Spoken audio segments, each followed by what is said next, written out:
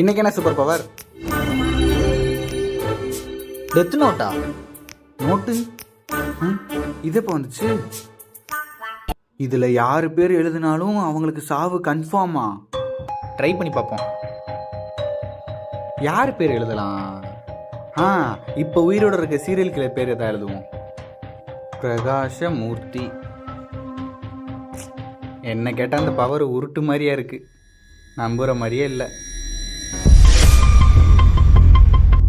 எனக்கு ஒரு rough note வாங்கி தாங்கன்னா வாங்கி தர மாட்டீங்க. என்கிட்ட ஒரு நோட்டு கூட இல்லை. இது என்ன நோட்டு? நல்லா இருக்கே. ரைட்டு